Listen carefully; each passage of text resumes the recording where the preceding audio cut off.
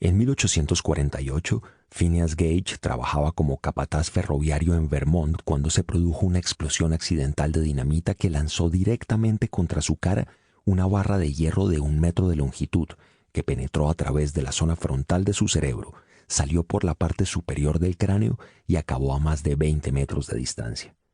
Sus compañeros, horrorizados al ver cómo saltaba por los aires parte del cerebro de su capataz, llamaron enseguida a un médico.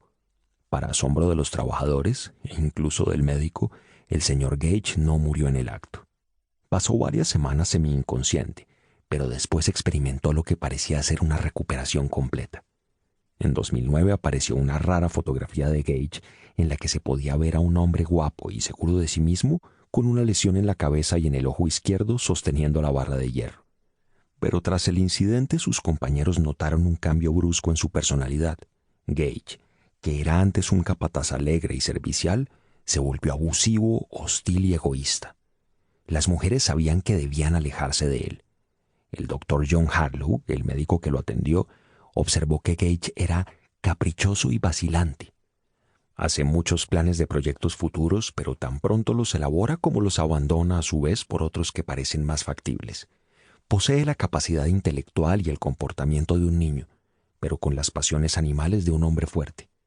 El doctor Harlow señaló que habría sufrido un cambio radical y que sus compañeros afirmaban que ese ya no era Gage.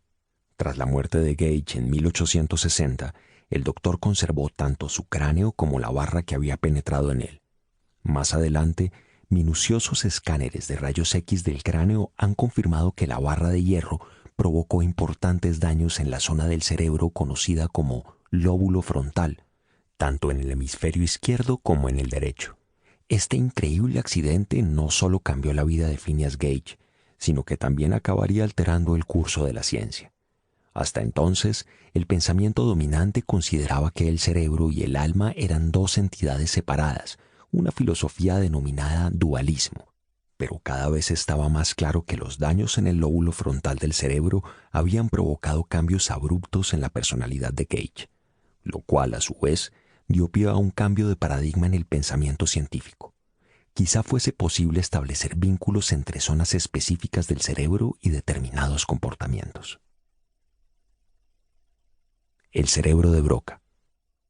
En 1861, apenas un año después de la muerte de Gage, esta manera de pensar se vio respaldada por el trabajo de Pierre-Paul Broca, un médico que documentó en París la historia de un paciente en apariencia normal, salvo por el hecho de que sufría graves dificultades para hablar.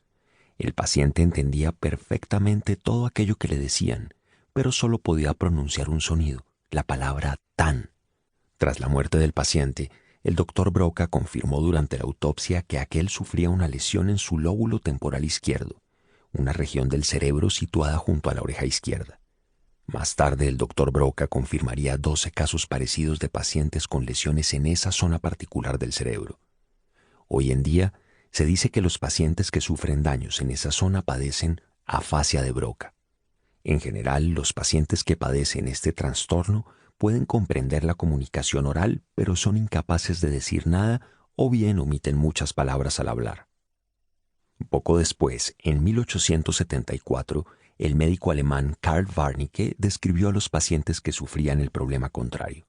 Eran capaces de articular las palabras con claridad, pero no podían entender la lengua escrita o hablada. A menudo, estos pacientes podían hablar con fluidez empleando una gramática y una sintaxis correctas, pero utilizando palabras o expresiones sin sentido. Por desgracia, muchos de ellos no eran conscientes de que lo que decían carecía de sentido.